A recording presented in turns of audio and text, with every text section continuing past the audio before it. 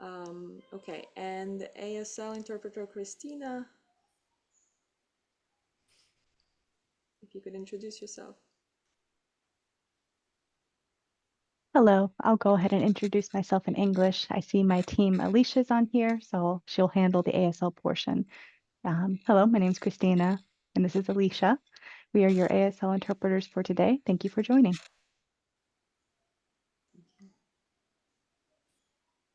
And Octavio, could you introduce yourself one more time?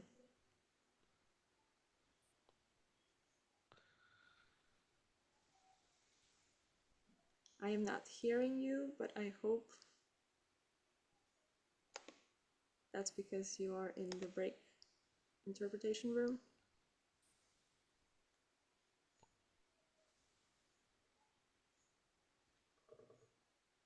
Okay. So if you're joining for Spanish interpretation, please follow the steps below, explained in the slide. I'm gonna make the slide bigger.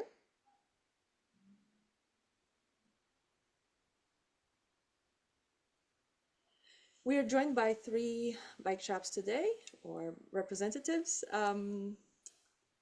The first to present will be Conti's bike shop, and they will be presenting on standard bikes and electric bikes. The second presenter will be Chris from e-bike landing library, and he will be specifically focusing on a Bunch bike, which is a cargo electric bike, but it can become an adaptive e-bike with some adaptation to it. And then the third presenter will be Kyle from Bike On, who will be presenting on adaptive e-bikes. The end of the presentation, we'll have Q&A. And then if somebody is interested in a City of Boston e-bikes voucher program, I can stay longer and answer some of your questions. So without further ado, I'm gonna quickly just give a spiel what is an e-bike if you're completely new to electric bicycles. E-bike is a bicycle that has a battery that is powering the e-bike. The battery can be internal or external. It needs to be charged. Frequency depends on the usage.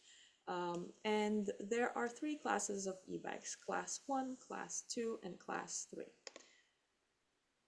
E-bike is easier to pedal. You are putting in less, the rider is putting less effort into pedaling, therefore less sweating. It gets you around faster and easier, and especially up hills, and it's easier to carry bigger cargo on these electric bikes. And so the first presenter is Conti's Bike Shop. I'm gonna mute myself and Chase will take over. Chase, I can move the slides if it's helpful. Yeah, so I just want to start off, and you can put up that first slide. And I wrote it a couple days ago. I can't quite remember, but it was, but that big show kind of some of the differences about e-bikes in different versions of what they offer, and then different advantages and disadvantages of different types of bikes. So I'm gonna just get into kind of the nitty gritty of it from the get-go, and I'm gonna start off between the 2 different kind of drive systems. Are you seeing video of bikes? Are you seeing video from Conti's? Yeah, I just want to make sure that the video is coming up on of us. Yes, we here. are seeing you. Yeah, perfect. To start off here, I've got a mid-drive bike. Mid-drive bikes mean that the power comes from the mid section, the bottom bracket section of the bike. These are the advantages of these is they're typically smoother. They're more ride realistic like regular bikes. They're more efficient, meaning you've got a longer range that they're going to help you propel. They're typically class 1 or class 3 e-bikes. So they're not going to have a throttle option because the motor is introduced as if it were you propelling it rather than something else. The disadvantages of something like this is it's not necessarily going to be as powerful, and it puts a little bit of extra maintenance cost in there. Then you've got your hub drive e-bikes. These are typically going to be a lot stronger. They're going to have less wear on the drivetrain systems. They're going to have less basic maintenance to them, but they're going to have maybe a reduced range. And these are going to be class 1, 2, or 3. So they do typically come with an available throttle option on these hub drive bikes. So for use of transportation, they sometimes become a more available option. They're typically going to be a little bit lower price point as well, so they're more readily available for bike. You know, and then finding that direction of bike that you want to go within those is the most important starting off process. All of them are available in different categories of bikes, and I think that's going to be our next step after I talk about the certification on batteries. I just want to touch base on this. So a lot of batteries, e-bikes are having issues with catching fire. And some independent companies, such as UL, provide a safety certification on these batteries that make it so that the people have a peace of mind on that the batteries themselves are going to be safe. That certification goes into rigorous testing on making sure that they're not going to spontaneously catch fire. There's battery management systems in the batteries, that there's shut off features to prevent issues with them. Because e-bikes batteries, if they do catch fire, they can cause some serious issues. So making sure that a bike has got a UL certified batteries is extremely important on these. Typically, most bike shops are going to be selling UL certified bike batteries. Everything that we sell here is UL certified because we just want to be able to stand behind the safety aspect of these bikes. But so it's very important that you focus on getting a bike that's UL certified. But the next thing is finding the bike that really, really suits your needs. You know, there's as you can see here, a vast variety of e-bikes, and this just is scratching the surface on e-bikes. We've got you know, ride realistic comfort e-bikes that are very, very popular, that have some of these mid-drive systems, racks, lights, fenders, everything included. These Gazelle brand is a great high-end brand of e-bikes that are very ride realistic, low maintenance costs, and just get people out on a great experience out there longer than they would have, but still on a traditional great bike. You can still do that in some of the other brands with mid-drive systems. This is literally our most popular sold bike. It's very big in the voucher program as well, because it's a class 1 comfort e-bike. This is the Rad Kick. It's fairly lightweight as compared to some of these other bikes you can offer, so it's really easy to handle while still being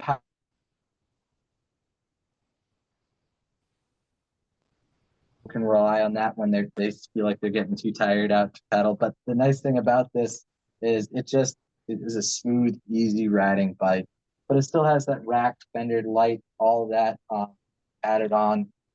So it's kind of a one-stop, hits everything that you might want while you're out there riding a bike. This particular model too has a belt drive system, which makes for no maintenance on these things, which makes a peace of mind for a lot of people that don't know what they have to do to keep these things going.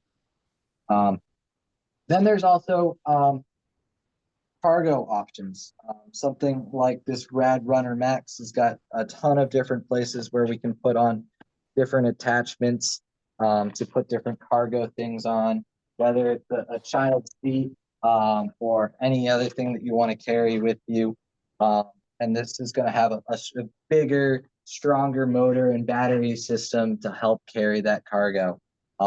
This is a very popular commuter option. In fact, this one has turn signals, and and other safety aspects built into the screen, including a radar that tells you when cars are coming up behind you. So these things are getting so much more advanced and getting more features, and can be a car replacement for a lot of people. And something like this is a very, very popular option because it has every feature you want as a car replacement. This one is available as a class 1, 2, or 3, and all of that can be changed fairly easy. And it's a really one size fits most option, so it's a very popular option. You know, there's also full length cargo bikes, so you know you can put 2 child seats on here if you wanted to, put a cage around it, while still having a really strong big motor and battery system to help propel all that extra weight. This is a very popular option for Rad Wagon because it's the station wagon of bikes. It really is a great tool to replace everything you want in a bike. But it's also important to get all of the things that are going to fit your ride style and how you're going to use it in order to get for the bike that you want. So finding the right level of accessories or drive feel or anything like that is going to be extremely important when looking to find your e-bike. I can go on and on about it, but I think that's a really good jumping off point on all of the different features to consider while looking at a bike. All of these can be customized and optimized on how you're going to use it. So making sure that you're getting a good quality e-bike that's UL certified, that's going to touch bases on the things that you're wanting are very important. And it's very important with all of these to come and try them and make sure that they're going to fit the usage and how you want, what experience you want. So yeah, I think that's a great point to leave you guys at. Thank you, Chase. And can you talk a little bit about the recap of main differences between standard and cargo bike? Just like 3 main points, and maybe just the price. So a standard bike is most of the time is going to ride more like a regular bike. So it's going to have bigger wheels for the most part. Bigger wheels, going to be more balanced, and still have a little bit of cargo, but it's going to be more optimized for ride quality. So you're going to have a smoother ride, a more ride realistic ride, where a cargo bike is typically going to have smaller wheels to create a lower center of gravity. That's going to have a lot of different places where you can put cargo on, have more power to propel that extra weight that you might be pulling along. Cargo bikes are typically more customizable, meaning there's places to put stuff like child seats or any type of racks on them, where a standard bike is not going to have, it'll have racks and things like that, but it's not going to be able to hold the weight. For instance, that rack right there can hold 150 pounds. This one can only hold 50. So it's important to make sure that the bike can handle what you might be using it for. Might this be smoother and more comfortable and enjoyable to ride? Yes, but that one has its utilitarian value, and that wins out over everything. I would tell you, I personally own a cargo e-bike because I'm able to carry everything I want, and it's for that purpose there. It's not for, and I still enjoy riding it, but it's not for, it's not the best, most ride realistic experience out there. So it's really about finding that equilibrium of what you want.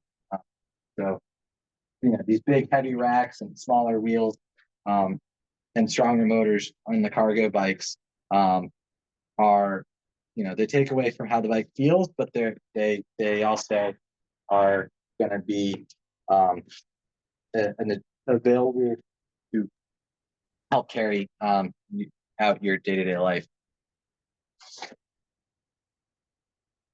Could I want to jump in too. Just this is Chris from Conti's Bike Shop as well. Just adding to what Chase is saying, cargo bikes are a great. He touched on this car replacement. And think about it that way. It's not just for folks who are hauling stuff, but very often cargo bikes will have a higher overall weight limit, up to 450 pounds.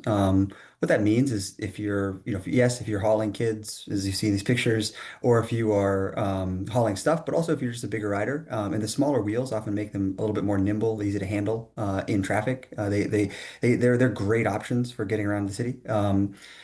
Standard e-bikes are your coupe. They are the bike to buy if you're just an individual. Oftentimes better if you want a bike to not just get around on, but maybe go and exercise on, go out for a longer ride. They're going to ride and feel more like your traditional bike.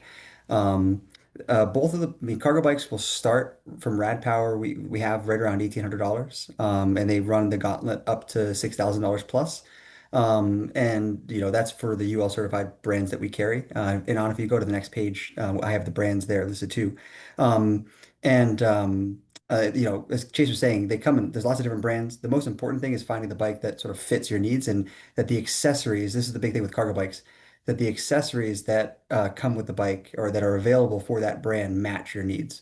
So some of the brands, Turn, Urban Arrow, Rad Power, have been doing this a long time, and they have incredible assortment of accessories. Other brands are a little newer to it. They don't have all the accessories. The bikes are great, but they're not. And so, you want to make sure that the brand you're buying has the accessories that you'll need for whatever you're doing, because that's kind of part of the point. And then your standard e-bikes price range, anywhere between, $12.99 and sort of up. Again, you can go crazy. And you'll occasionally find them from Rad, right around $1,000. And again, that's for a UL certified. Rad is actually sort of beyond UL certification. It's one of the better. They have a whole thermal coupling thing with their batteries. It's really cool. But I just wanted to answer that question directly. And so it's, if you think about use, cargo bikes are, I want to get around town. I want a bike that can carry a big load. Maybe, I want something that's nimble, but also really utilitarian. It's sort of your minivan. Whereas your standard e-bike is more of your single passenger rider. I'm never going to be carrying anything, and maybe I want to go do some bigger, longer rides. And so that little bit lighter, more efficient, larger wheel makes sense. Thank you.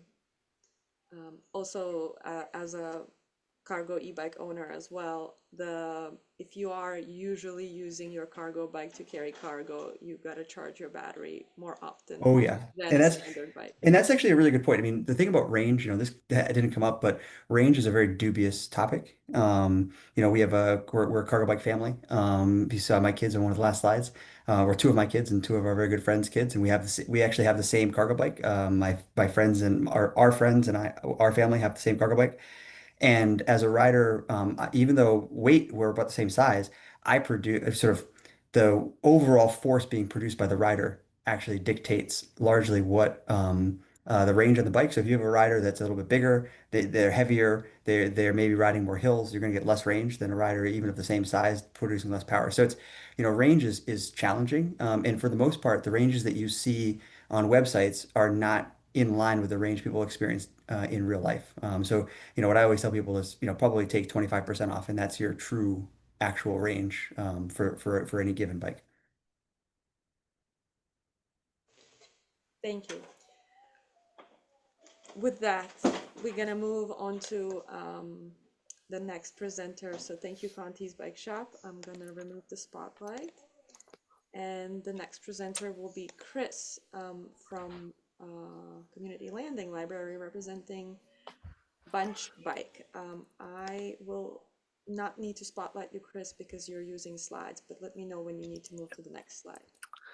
Yeah, so you can go ahead and go to the next slide. So I'm Chris. I am the founder of Community Pedal Power and the e-bike lending library, which has locations in Boston as well as in Somerville. Here talking on behalf of Bunch. So Bunch is a little bit of a different bike than a lot of what we're talking about here so far. In part because it's not a bike, it's a trike. So 3 wheels instead of 2. It is a as was mentioned, electric cargo bike is a great way to get around with passengers or with larger cargo. And what you're seeing here with Bunch is a box bike, or a cargo trike in this case. And the trike format actually gives a lot of adaptability.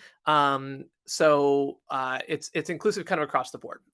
So lots of families choose this for convenience or ease of use, having the ability to have 2 kids and all of their stuff. But they also have bike mobility for people who might not otherwise be able to bike at all. So this family has one kind of typically able toddler, but also an older child who needs significant torso and head support. So he's using a special Firefly go-to seat that Bunch Bikes installed in this bike. And so someone who otherwise might not be able to use a bike has an option in this bike space. So if we go back 2 slides, this is where I was looking at for that. Yeah, so that's the seat that you're looking at there, where you've got the 2 kind of children differently abled, but they can both be in this bike together with their parent. So where does Bunch fit? So if we go to the next slide, we'll see that Bunch, so this is kind of like the range maybe of cargo bikes we're talking about, right? So like on the top left, you've got kind of the single person cargo bike. So that's the Rad Kick or the Bellatrix Breeze or the, other things like that. In the middle here, you've got the carrying 1 kid on the back, something you might call, oh, you're not seeing the slide. I don't know how to fix that. I can't fix that. And so I'll let Anna attempt to see if she can figure out how to make the slides appear for people if they're not showing. But yeah, so usually I think of the bike kind of classes when I'm talking to people about bikes. You've got commuter bikes, you've got mid-tail bikes for usually carrying 1 kid. The Rad Runner, I think that you're looking at there is an example of that. On the right, you've got the long-tail bikes, which can carry 2 kids. Bottom left, you've got trikes. Trikes are a great accessibility tool for folks who need have balance issues or other things in that space. You've got your bucket bikes. So the Urban Arrow that we were seeing inside the Conti shop is an example of a bike that is going to be kind of a bucket bike. It's got the big storage area in the front, and has potentially room for 2 kids, as well as stuff, but it's still a 2-wheeler.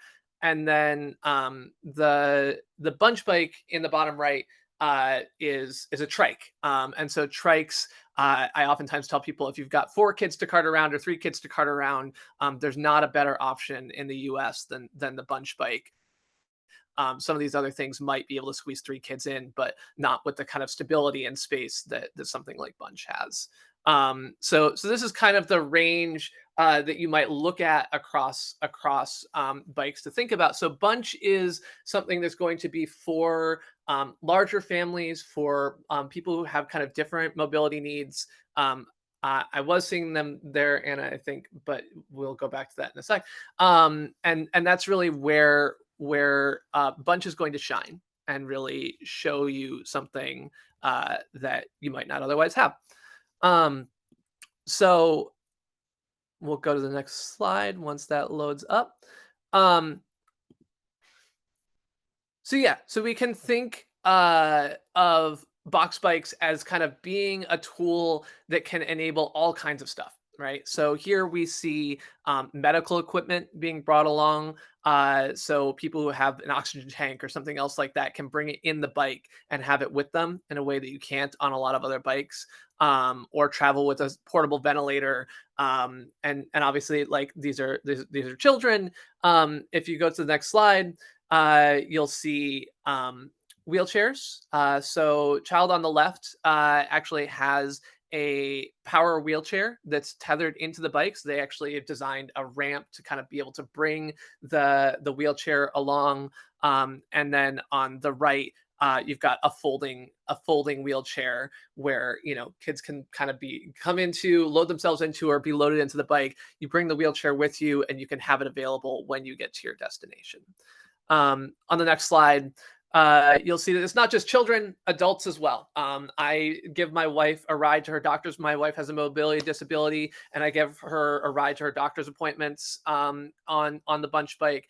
And have also worked with other people in the city of Boston who either depend on crutches or a wheelchair to be able to use the Bunch bike, so they can transfer from crutches to the bike, use the bike to get to where they need to go, and then transfer back out. And here you see adults who are kind of need some more mobility support, or have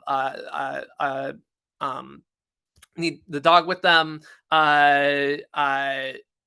And so her service dog can come along in the bike as well.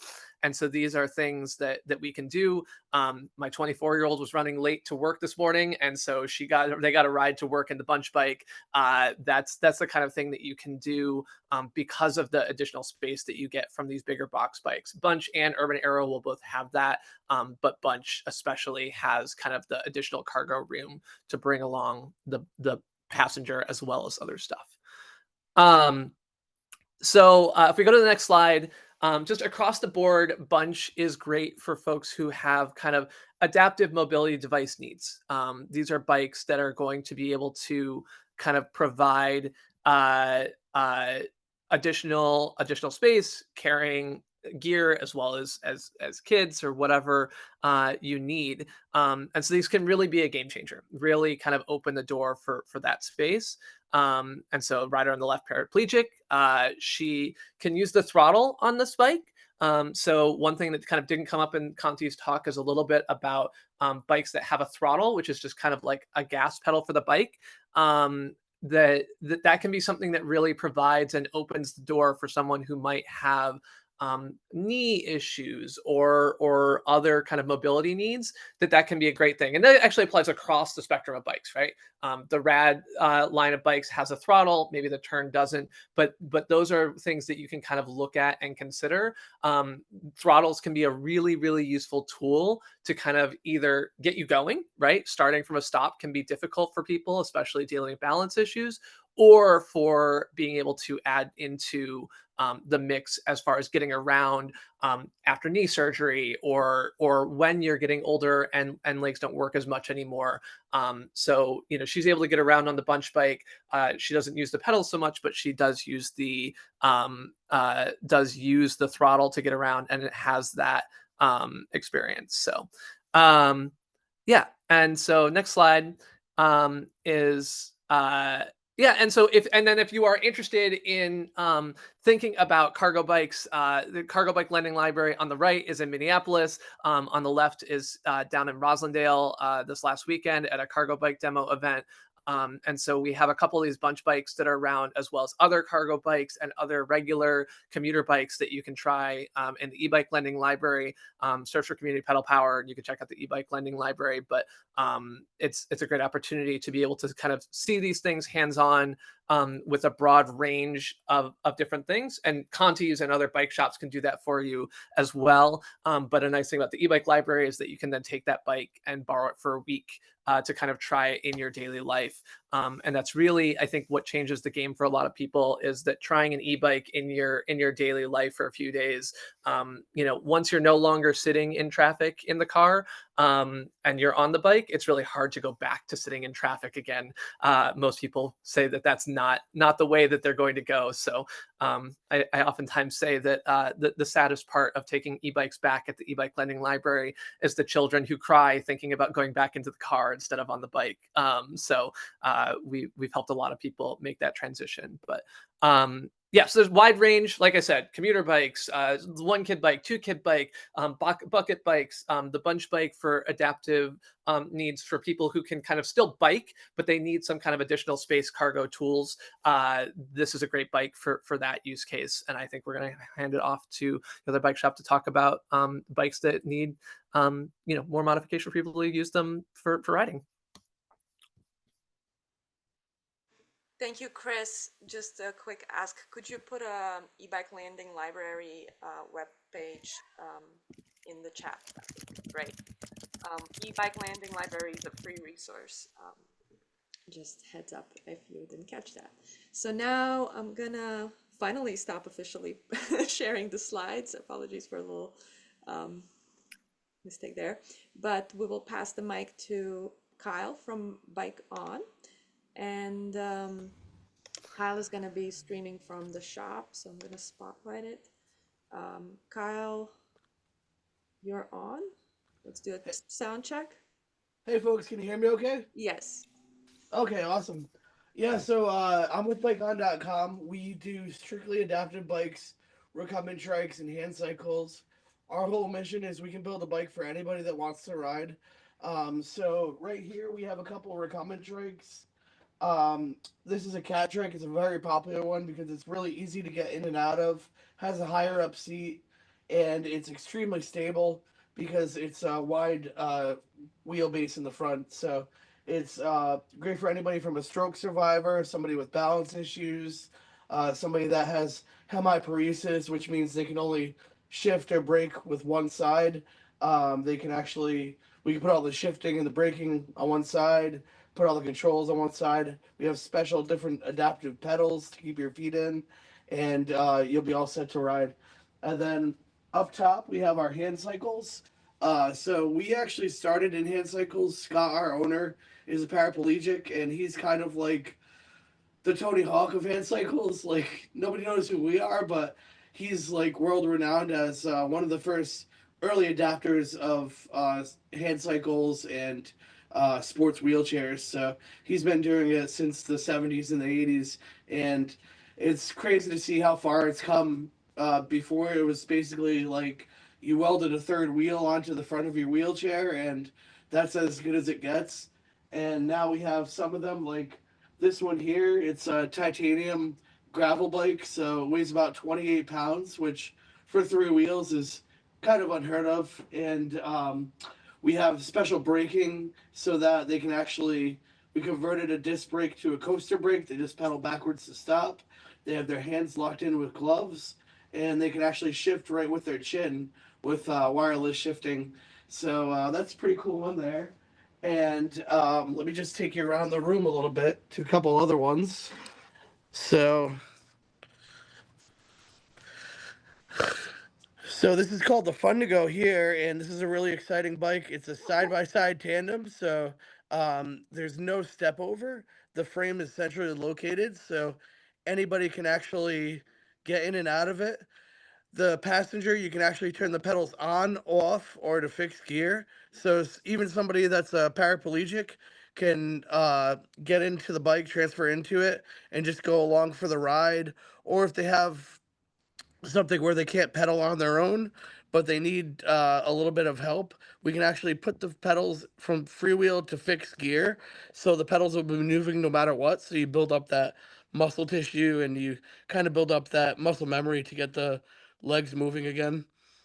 And then over here we have something, this is called the Crosswind. It's our mountain bike kind of off-road, all-road hand cycle. Higher up seat, it's about 16 inches high, pretty easy to transfer in and out of, and a 750 watt power assist motor on it. And any of our bikes we can have with or without power assist.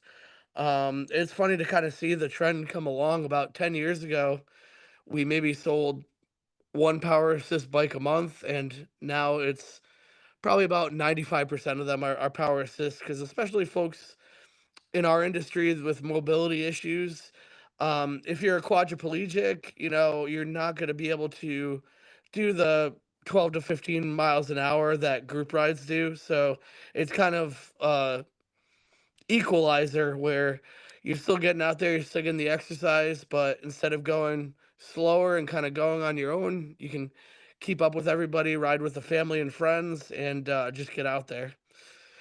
And then a couple other ones that we have. We can do anything from, this is a racing recumbent trike. This is a folding version of what's called the VTX. And it's very, very fast trike, super lightweight, lower to the ground, has a carbon fiber seat, and really easy to get going. And most of the folks that I do the Boston e-bike event, if you're just a casual rider, something like this cat trike right here is an excellent choice. Also this ice trike adventure, really great one. And a lot of them have the ability to fold. So a lot of people, that's the big question that we get is how do I put this in my car if I want to go on a trip, if I want to travel? This one will actually fold down to where you can fit it into the trunk of a car. And other than that, we do any kind of adaptation that you may need. So folks with visual impairments, we do have these the Haas Trigo, which is this red trike in the back there. And the cool thing about that one is you actually can couple it without any tools at all. So within about 10 seconds, you pull the front wheel off, it clips to the back of another Trigo, and then you have a tandem. So you're riding together, independent riding, and you can also tandem multiple bikes. So you can do 3, 5 bikes all together. You folks are probably familiar with Spalding Rehab. They're our biggest partner, and they have about 12 of these bikes up there. They're great because they can ride separately with a participant, but if they get too tired during the ride, you can actually just clamp it to the back of a support rider's bike and take them home. So yeah, that's the gist of some of our bikes and kind of what we do here. Kyle, could you show the hand cycle wheelchair attachments or talk about them? Yep. So this is one of the attachments here. This is a throttle only version, but we have one called the Stricker that's actually a attachable hand cycle, and it's excuse me, it's excellent for people that have trouble transferring out of their wheelchair into something like this crosswind here, or something like this. The hand cycles up here that are a little bit lower to the ground, and the attachable is great because it just provides independence. So you can just kind of, once you have it adjusted to your wheelchair, you actually just roll up to it. It's 2 clamps to clamp on and go. And you don't need to worry about transferring it all. And it does have power assist versions where you're pedaling, it just magnifies the power that you're putting into it. But it also can have a throttle too. So throttle is really important for a lot of our riders because if you're kind of like what Christopher was explaining, if you're stopped at a cross light or a crossway and you're in the wrong gear, you can kind of just press that throttle and zip right across, bypass it.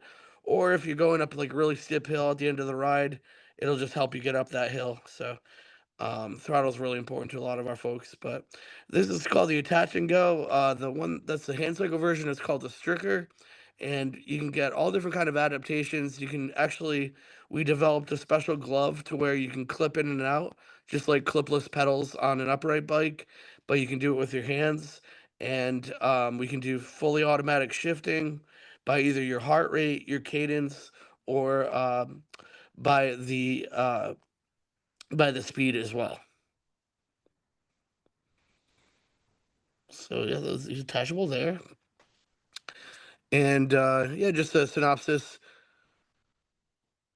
Couple of the bikes that we have. This is just a small selection. We have over 700 bikes in different models and adaptations, and any flavor you'd like. Thank you, Kyle. And so, as somebody who works with adaptive bikes, could you maybe share your kind of 2 cents in how a person, somebody with disability, chronic or permanent, should decide whether a standard or cargo e-bike is better for them, or if they're actually adaptive bike is best? So it's based on your disability level.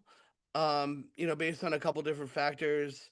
If it's a degenerative disease like MS or something like that, where they have some use of their legs and their arms, but they're kind of limited all around, I always try to get folks to work the legs first if they can. And it just kind of it's a good way to keep that building up that muscle and keep doing it, because once you transfer to a wheelchair, obviously you'll be using your hands to get around more, but in your legs, like once you lose that, it's not very easy to gain back unless you regularly exercise it and you're regularly getting after it. So But depending on whether you need an adaptive bike or not, I would say balance issue is a big thing with folks, stroke survivors, spinal cord injuries. Good thing about spinal cord injuries is we do work with a lot of programs that will help stack the funding in the grant process. Because unfortunately our hand cycles, because they're individually made and they are hand built smaller companies, our price points are going to be a lot higher compared to the average upright bike. Recumbent trikes, we can get a excellent starting recumbent trike for right around like 3,500 with power assist on it. And they go up from there. You can go all the way up to, something with full suspension, power assist, off road, up to 15,000. And hand cycles, the lowest price power assist one price point on that start around like the 6,800 range. And you can too, if you're not ready to get an e-bike right away with the program, you can get a non-powered bike as long as it has the ability to add power assist down the road. So something like this teal blue one here that's on the table that's called the Top End Force 3. That's kind of our most popular mid-level bike. It starts at around 6,500 without power assist, and then around like 12,200 with their power assist motor on it. Thank you, Kyle. Somebody is asking to ask you if somebody has a disability, are they allowed in everywhere where other bikes are allowed? Yeah, so the our bikes are considered mobility devices. So like the hand cycle, for example, it uses a motor that's considered a class 3, I believe, or class 2, because it does have the throttle. And but because it's considered a mobility device, you're still allowed to use it pretty much anywhere. Flying is a different story. Flying, because it's the battery ampage and the watt hours, most of them, if you want to fly with it, you'll have to find like a hazmat location that will ship the battery to you. It's not too hard. We do that here. So people going on trips and things like that, they'll just come in like a week before and we'll ship the battery out to them, usually by hazmat, UPS, something like that. But flights are very strict on it for safety reasons. So, yeah. Thank you, Kyle. Mm. You still have like 2 minutes in your portion time if there's any last closing remarks before we open it to question and answers. Yeah, so folks, participants that are planning on that aren't sure about whether they should get an e-bike or not, the best way to really cut down on time being there or time actually going to one of these events in person is if you want to reach out to me. Anna has my contact information. We can do a virtual appointment similar to this, but it'll be directed one-on-one towards you. So I'll help you based on your disability level, based on your intended riding, whether you want to ride off road or on road, want bike paths or dirt or cinder trails, and also what price point you're looking to kind of get as close to as possible, and opportunities for other funding. So if you're spinal cord injury, we work with like Kelly Brush Foundation, Challenge Athletes, a lot of different nonprofits that will help out. We also do with the Van Rams, which is the fun to go with a side by side tandem, or our au pair, which the front is actually a wheelchair that you can attach and detach. We work a lot with like Make a Wish Foundation and Sunshine Foundation, a lot of other kids foundations too. So it's really geared towards you based on your age, ability level, income, whether you're a veteran or not, a lot of different factors. So helping to narrow that down before you actually make the trip to the Boston event would be the best way to kind of figure out, okay, whether I need an e-bike or not, or whether maybe a just a two-wheeled e-bike or a bunch bike, something like that would be a better option for you. Thank you. So with that, we're gonna open it to question and answers, and Sure. if somebody has a question, you can raise your hand or type it in the chat, and we will read it out loud. So, yeah. And if you have a specific question to a specific bike shop, also let us know.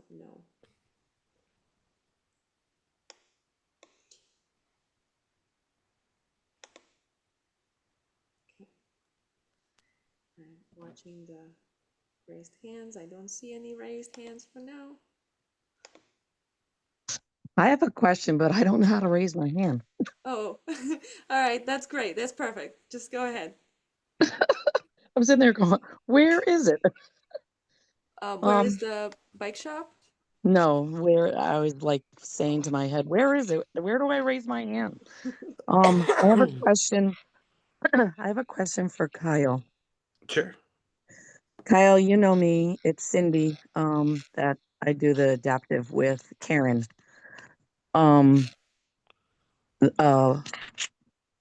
Biking all the time. My question is, are you allowed, you had mentioned on the plane, are you allowed to be able to take the battery? I know that they don't allow batteries, lithium ion batteries or that kind. Is this a lithium ion battery is my first question. The second question, they don't allow it to go under the plane in the cargo area, but the lithium ion battery, they do allow you to bring it in the plane because that's where it's pressurized and safe for the battery to be. Do you know if they allow it to be able to be brought if you just take the battery off and brought into the plane and just have the bike itself go down under? Do you know that question? So, unfortunately, the lithium ion batteries we use are so powerful that they're not even allowed on the plane at all. They do allow lithium ion batteries, but they're usually like laptop batteries, or they're smaller, less amp hour, flight safe batteries. Like, I know there's like the wheelchair attachment called the Smart Drive, and it has to be under, I believe, 100 watts for most flights, even to bring like on the plane where it's pressurized. So most of them don't allow it. To be honest though, with flights, you'll find it's probably, depending on what kind of bike you have. We have a lot of sales reps that are like veterans who, one of them is Josh. He does about 50 rides a year where he flies with his hand cycle, and he finds it's a lot better to just ship it because you've seen the, I don't know if you've seen the horror stories about the way that planes, take care of wheelchairs and adaptive equipment. Unfortunately, there's still like a lot of learning to go on. And I know he personally has had 5 wheelchairs get damaged by airlines over the years. And the same thing is with hand cycles. They're even a little bit more prone to damage because they're a lot longer, and they have the steering components on it and a lot of different shifting on it. So you'll find that it's probably easier, even though it might cost a little bit more upfront, to either ship the bike or to kind of take the bike completely apart and wrap it and box it up before you doing that, because the flights, airlines will always cover it, but like Josh is a paraplegic, so his wheelchair, those are his legs. So if they, smash his wheelchair and it takes, 8 weeks to replace, he has to either use, like, luckily he has, spares because he works for us, but most folks that only have one wheelchair, they, have to either buy a cheap hospital chair or find a local loaner one. So it's always best to, if you can, ship it. There's a lot of rental places now, depending on where you're going, where they might be able to actually rent a hand cycle or a wheelchair. But yeah, as far as I know, the batteries you can't bring them on the plane at all because most of them are over the watt hours. Thank you. Mhm. Kyle, this is Chris at Conti's. Just following up to that, do any of the bikes, the adaptive bikes you sell, will they plug into, spare, 160 watt, battery, the range extenders effectively? Do you know if any of the bikes you sell? I thought it might be a good follow-up for Cindy. I do know there's a couple of brands that sell like um but unfortunately the brand that we used to sell, it's in Germany and they can't import those anymore, but they Okay. used to sell those range extender batteries and you can actually like couple them together Right. when you get to your destination, and that's kind of how people got away with it. But most of the ones that we sell now are we use like the Shimano, which is like a Yep. 630-watt battery, or the Bosch. The Bosch, I know they do make like little range extender ones, but we haven't really used them yet because it's still kind of a newer brand to us. So that Um, you know but that could be a solution, depending on the rider, Cindy, is the most of these Bosch, the Bosch power tube, they make a range extender. So for some of Kyle's bikes, I don't know if this applies to your bike, but where the airlines allow up to 106, it's like 160 watts, I think, this article I just shared. And so what Kyle referenced is you could actually per battery. So what people have done traditionally with all kinds of e-bikes, not just adaptive e-bikes, but road bikes, mountain bikes, when they fly overseas, they fly is they'll just pack a few of those batteries. And yes, that means they're charging more. They can't ride as long, but it's a nice solution. Thank you. I, Cindy, also don't see a raised hand option in my version of Zoom. So, yeah, feel free to unmute yourself if you have a question. Altrenzo, did you just have a question by chance? I do have a question. Can you hear me? Yes, we can hear you. Okay. Now, my question is that with the electric bikes, are they push button or are they throttle? Because I wear hand braces, and I'm wondering, Actually, will I be able to take a two wheel and be able to drive it, or is it throttle like a motorcycle? so up front, there's actually different bikes use different types of throttles. So you'll have some that are a true throttle, like what you're thinking of, like you're actuating with the wrist, Yes. versus some that are thumb actuated. And so this gets to, the point Chase was trying to make about, really want to make sure that the option you choose sort of fits, what you need, right? So some of the, and with like within the rad power range, it actually varies, right? So they've got models that are, really wrist actuated, and then they've got models that are thumb actuated.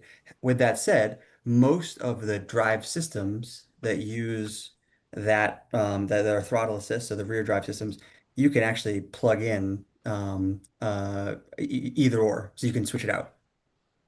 Oh, okay. Yeah. It's not true of all of them. I don't want to, I'm making a big broad statement. I'm going to be proven wrong, but there is very often, in my experience, if it's as simple as a plug, it's just an electrical plug. So as long as they talk to the motor, you're fine. Okay, so bikes do have where I can use a thumb to Yes. power. Yep. Yep. So like my e-bike for my cargo bike, for example, is a thumb throttle, right? Okay, Yeah. thank you. Yeah, and if you found the bike that you really loved, but it had a twist throttle instead, Yep. you Yeah. could probably talk to a bike shop and say, "Hey, I love this, but I actually need a thumb throttle," and they'd probably be able to kind of swap them out for you Exactly. Exactly. by getting a different part. So that was the other half of that. So don't let necessarily what it currently has be the picture of the world, because it can kind of go between both. Okay, thank you. I see a question in a chat, two questions. One is, does anyone have a recommendation for a cargo bike for regularly traveling with an adult passenger for daily commuting? Yeah.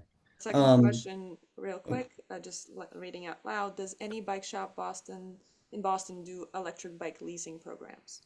so to answer your question around the GSD, the rear loading with an adult, I have ridden. I mean, this is my wife doesn't need to, but I do ride with my wife occasionally with the kids on the rear loader, and it's weird because of the height of the adult, right? It's a little unstable. So I would, I mean, I think Chris was talking about batch bikes, but also some of the front loading bikes that are a little bit lower to the ground, probably going to feel a bit more stable. But it is possible, so long as you're not over a weight limit. It really depends on the adult. And then relative to leasing, we don't, I'm not certain about any, Conti's, we don't do leasing for bikes, but we do have financing options and, options around, I'm sorry, I have some noise in the background, but financing options available. Yep. Yeah, so I think that I regularly give my wife a ride.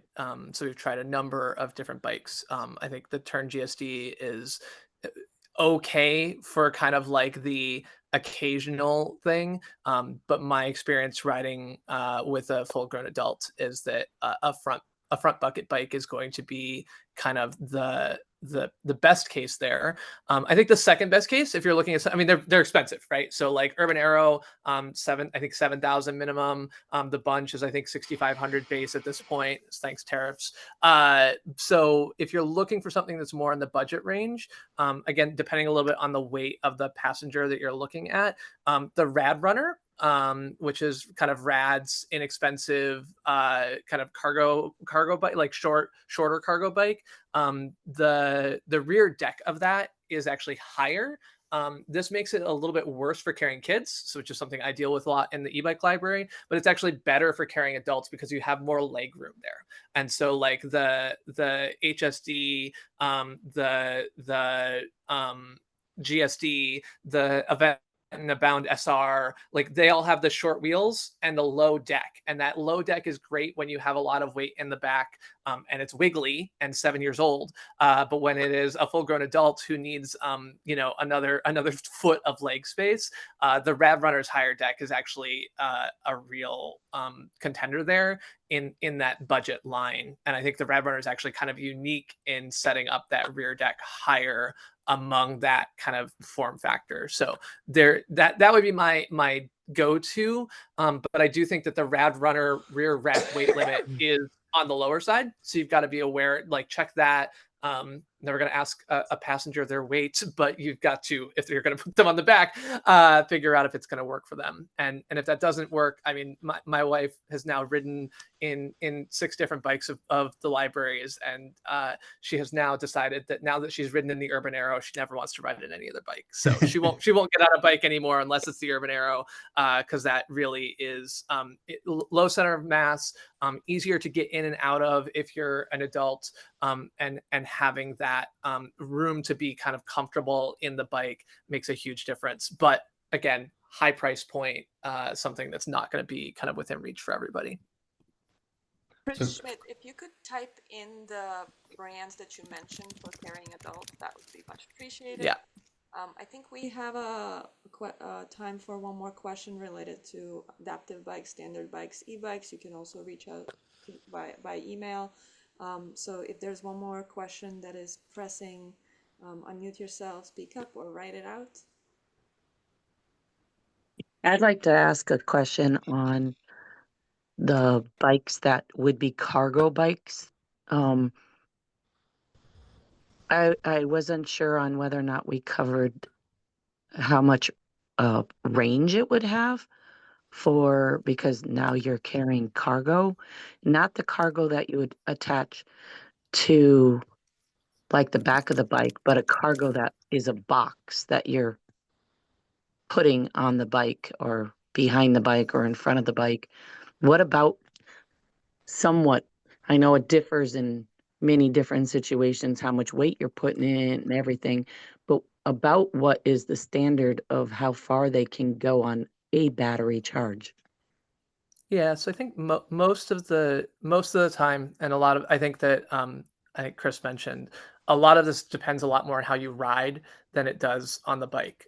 Something I like to remind people of is that by the time you are on the bike, and the bike itself weighs 60 or 70 pounds, if you're adding 20 pounds of cargo in the back, that's not going to make kind of the end all be all difference on your range. But I think that, depending on your cargo, depending on your ride, depending on your hills, almost none of these bikes are going to have a range that's less than 20, 25 miles easily. You don't have to have range anxiety below that for most cargo bikes. And I think that above that, it depends a lot on specific commutes, specific routes, specific types of riding that you're doing, and then kind of how aggressive you are. I ride a bike regularly. I get 35 miles out of that battery every time. I loaned it to a friend. She rode it 70 miles in a week and only used half of the battery because she rides slower. She doesn't, accelerate as fast. And so she ended up doing a lot more of the pedaling herself. So that's why, I think that kind of what range you get out of something just varies so much. But usually the cargo bikes, similar advice I think that Chris gave before, if you take 20-30% off of the kind of top listed range on the cargo bike listing for a bike, you're still going to get that's about the right estimate for that bike. So if they say 60 miles range, figure that most likely you're getting around 40. That seems, in my experience, to be pretty much true even when you're using it kind of as intended with a pretty full load. Yeah. And then are you able to pedal it after the battery's done? Are you able to pedal it, or is it way too heavy? I think that, I mean, if you're putting 200 pounds of cargo in the back, you're going to be real sad. But they're so I think that almost every bike that I have, every e-bike I've ever had, I have spent at least, a mile having run out of battery and riding it. And they all work. You can absolutely ride it. It's not going to stop you. But I usually use the example of blue bikes, if you've ridden those, where if you compare kind of a normal bike to a blue bike, it's going to feel more slow, more sluggish. You got to put more effort into it. Very similar feeling with an e-bike. When the battery is low, you're biking on a heavy bike with thicker tires usually, and that's kind of the same sense that you would get from that kind of riding. Sorry, Chris. Yeah, no worries at all. Only thing I was going to interject, Chris, is everything Chris said, I agree with. I ride my cargo bike every day, and it's basically I get 30, 35 miles. That's, pretty standard. If range is a concern, or if you're carrying a lot of stuff, if you're just sort of worried about it, many of the bikes, we talked about the rad runners now do, but many of the bikes will have a dual battery option. And the second battery, it'll be a couple $100s, but it's a real nice peace of mind. It's usually a little smaller, not necessarily, but on some bikes a little smaller. Some bikes it's just a second, Bosch, Power 2 battery, and so it's for a lot of folks that's a really nice investment in peace of mind, where it's sort of like, look, I'm just going to have an extra battery just in case. So just food for thought. Thank you so much. If you have any more questions, you can email me and I can connect you with the shops if you have specific questions, or email the shops directly. I'm gonna stop recording, and if somebody would like to ask some questions about the e-bike incentive for the city of Boston, I am here for you, but it's 8 o'clock and a few minutes past.